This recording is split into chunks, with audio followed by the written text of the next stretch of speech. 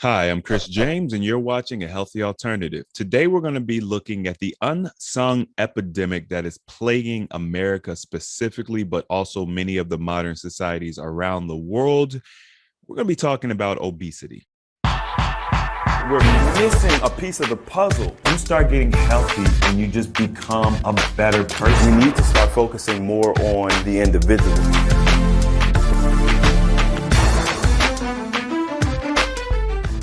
So, I was looking at some statistics at obesity. Now, obesity is defined as having a BMI of 30% or greater.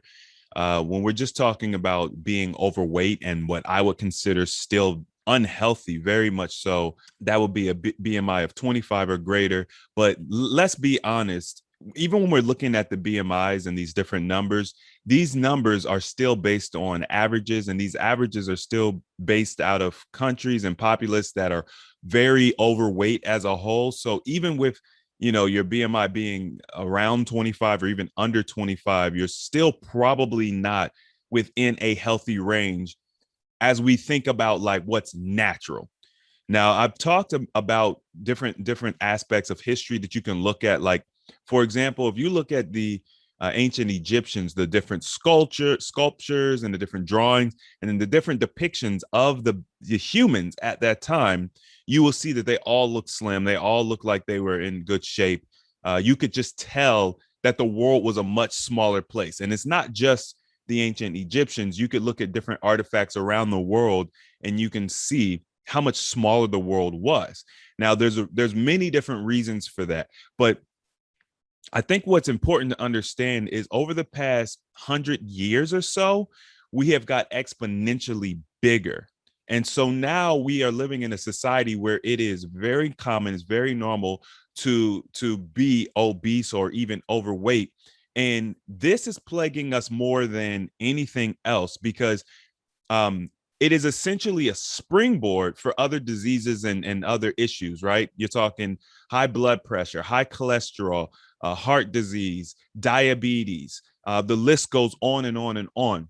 So, with this being such a major factor, why isn't it something that has a light on it, right? We've got this whole virus thing going on right now, but this obesity epidemic has been around for 20 years.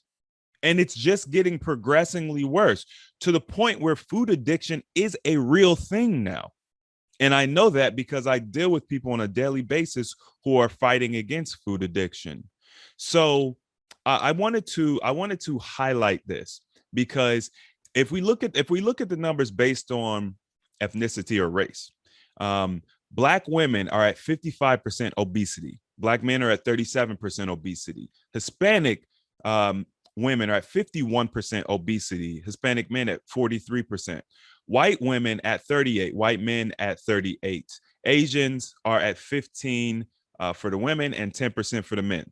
So we could see kind of across the board that women tend to deal with this a little bit more than men. And I have my suspicion about why that is. Different feminine products and different things that women consume that men don't. But what we're finding is that in the Black and the Hispanic population, these numbers are staggering. You're talking the majority of women. I mean, we're talking 51 to 55%. The majority of women are obese. And this is a major problem. Why?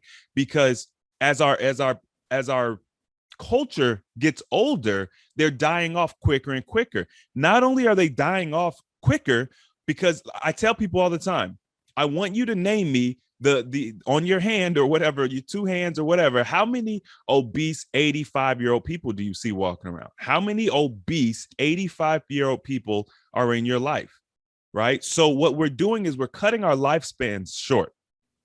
So we've got all these different issues going on in our life, and we already feel like our life is not long enough. You don't have enough hours in the day to get things done. But in addition to that, our actual lifespan is being cut short.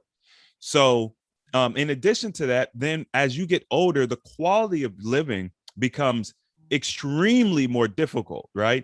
I remember my grandma who was obese, and she was always complaining about steps. I should clarify that.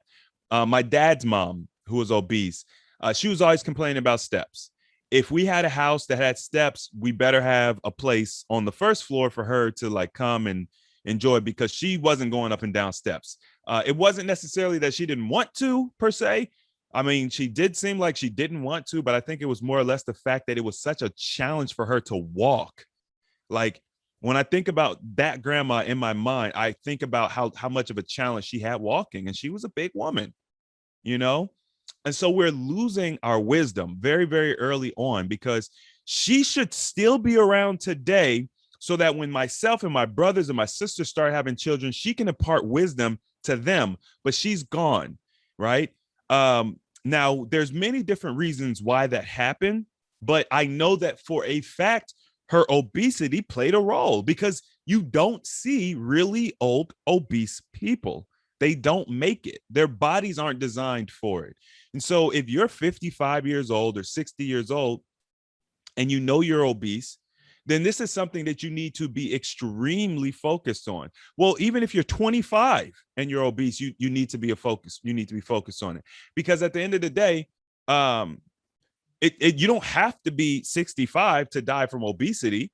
I mean, you could certainly die. And what I'm noticing now is, as time goes on, as our consumption gets more and more toxic, we are dying more quickly. So my grandma, she might have died before she was 70. I don't actually remember what age she died at, but as the generations are becoming, younger and younger, as we're getting more and more closer to like the 30-40-year-old range, we are also dying. I mean, it's pretty common for people to die of heart attacks at 55. It's not like, that's unheard of or anything like that. Whereas 100 years ago, just purely dying from a heart attack due to stress on your heart from obesity or weight or something like that, that wasn't really a thing, right? So we have to be extremely careful, because our children, we have to think about our children.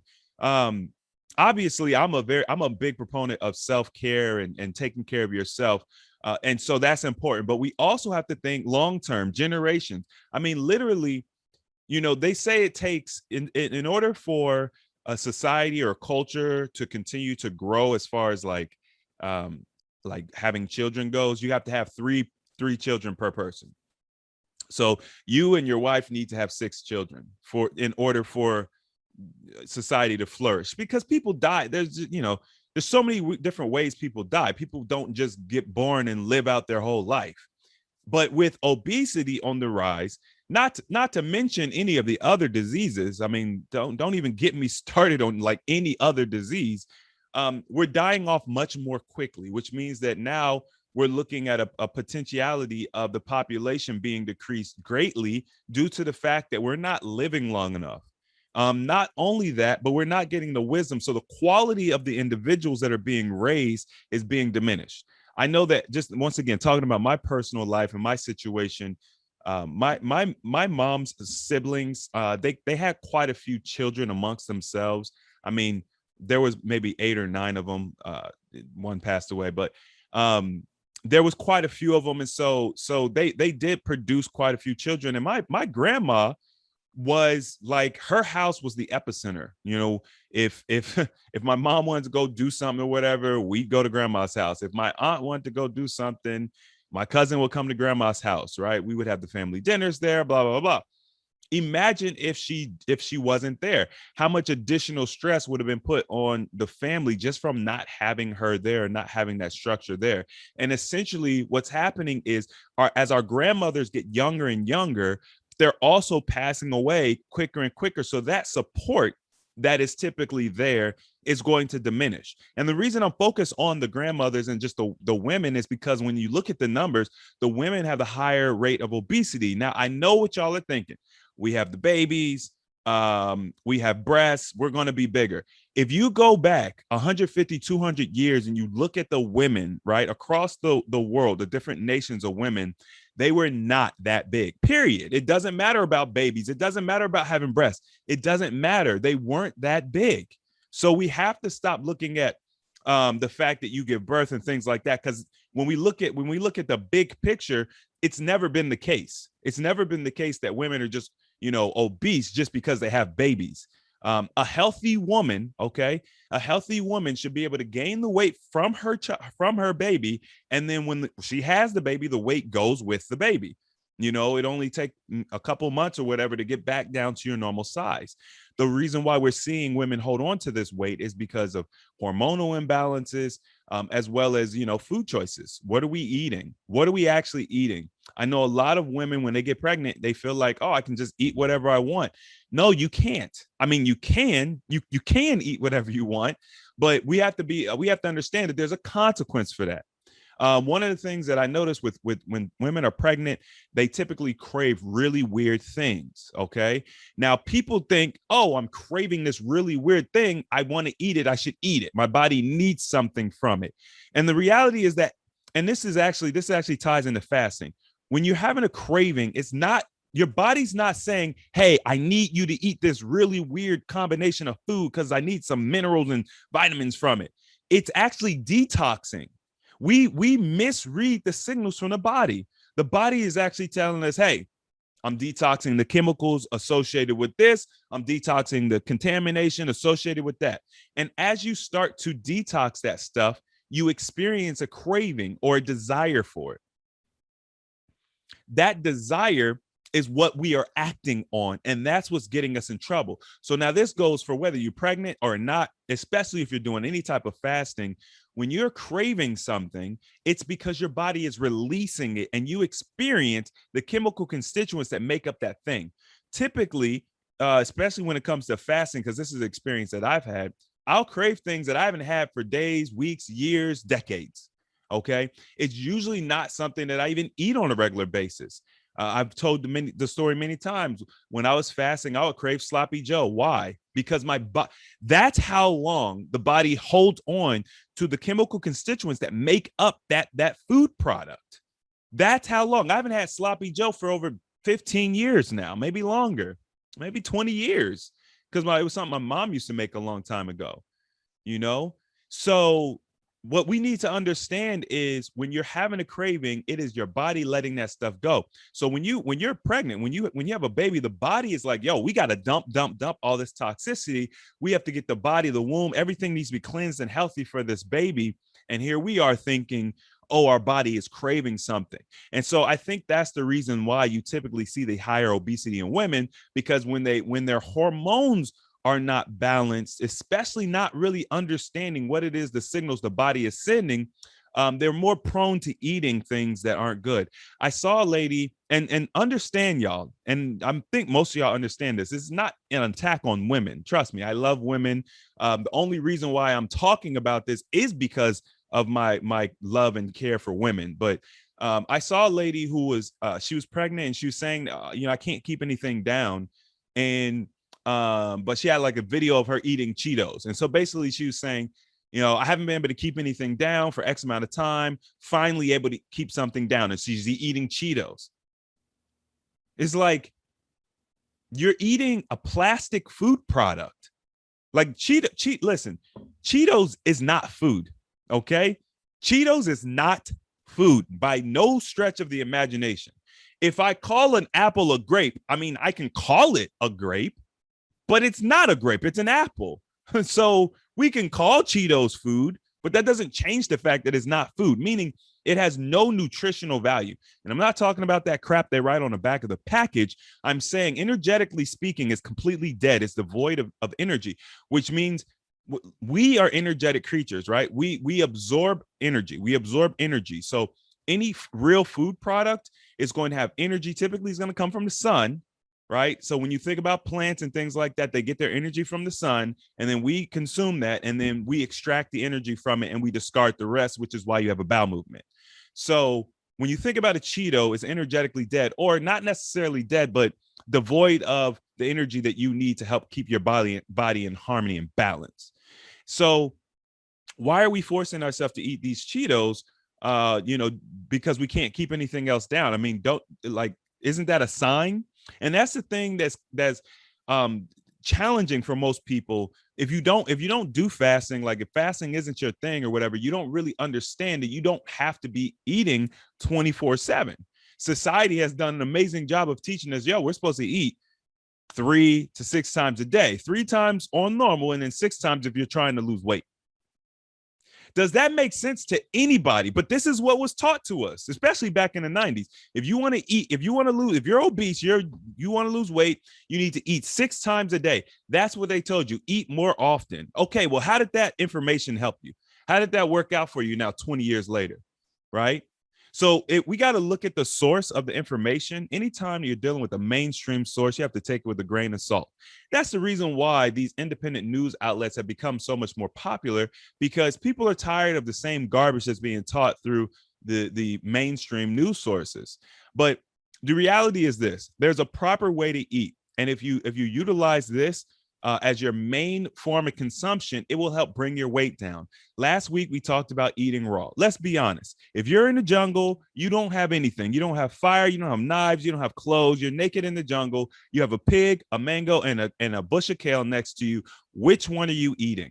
I've asked this question 100 times, literally. And except for one person who didn't fully understand the concept, everybody has always picked the mango. The reason you pick the mango is because that is what we are naturally attracted to. It smells good. It looks good. It tastes good. It's prepackaged. It has water in it. You don't have to do anything special. You don't have to cook it. You don't have to cut it. You could just bite into it. It's ready to go. It's going to have all of the energy and everything that you need. So when we think about what food is, that's what food is, right? We need to be looking at fruits being defined as the ovaries of a plant. Okay. So if you start moving towards a baseline of eating fruits and vegetables, I usually like to steam my vegetables because they're so dense and they're hard for the body to digest. But if we start moving towards a baseline of eating that, then these rates of obesity will go down. But listen, just in my own personal observation, I see that most women are overweight, and even further, most women are obese. So even part of the reason why I was even prompted to look into this is because of my own personal observations. I'm noticing that women are dealing with these increased rates of obesity, and obviously not just women. I mean, when I was at the construction site, everybody was overweight. Now, I wouldn't say everybody was obese, but everybody was like over. I mean, generally speaking, there was some guys that weren't, but most of the guys were overweight. So I understand that this is an epidemic in this country. No one else seems to be talking about it, or at least no one mainstream is talking about it. But before we worried about anything else, we need to be worried about our obesity, because guess what comes along with obesity? If you have obesity and diabetes, that is an increased rate of mortality, exponentially speaking.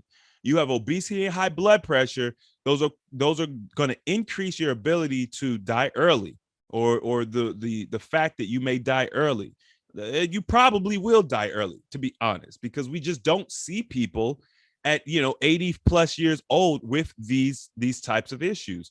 So it's time to take this way more seriously, right? Because your life is on the line. And I'm not really the type that likes to preach doom and gloom. Like, that's not really my thing.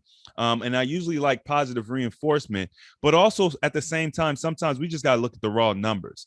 The mass majority of us are dealing with some sort of issue, right? When you stack obesity on top of that, now you're increasing all the risks, right? And so one of the things I hear all the time, people say, "Hey, Chris, I'm so blessed because I'm not really sick. Like, I don't have issues. I just have weight." And when I hear that, I always think to myself, that's a weird statement to make. It's almost as if, here, let's change it. Let's, instead of saying weight, let's use the word cancer. Yeah, I'm perfectly healthy. I just have cancer. You see what I'm saying? So it's almost like there's a disconnect between the weight and like the disease that is the weight. People think that, you could be healthy and be overweight. No, you can't be healthy and be overweight, because being overweight is a disease. Does that make sense? I know we have people telling us you could be healthy and be overweight, but no, the overweightness is the disease. It's be the same as saying you could be healthy and have cancer. No, you can't, And so this becomes a little frustrating, because I understand that it's the manipulation that modern society it does to us, right? Uh, we're being led to believe things that aren't actually true. And if we look at the numbers, hey, don't take my word for it. Go and look at the numbers yourself. Go look up, go find out how many people over the age of 80, across the board are obese. And maybe compare those numbers to, from modern times to numbers from, I don't know, 50 years ago. I think it's time for us to start taking this stuff seriously, start doing our own research. You know what I mean? Because it's cool to look at somebody else for the information and everything, but we need to internalize this stuff for ourselves, especially if you're one of the ones who are dealing with obesity or just being overweight. It's just the fact that we are unhealthy weight, period. Right? That's a problem. We shouldn't be okay with it, and we shouldn't be. There's a lot of these body positive movements. I'm not going to sit up here and make fun of somebody who's overweight. So that's fine. I'm all for that. Like, let's not make fun of people who are overweight. That's ridiculous. But you should also take account of yourself and be like, you know what? I know that my thighs are rubbing together. You got this dark spot in between your legs.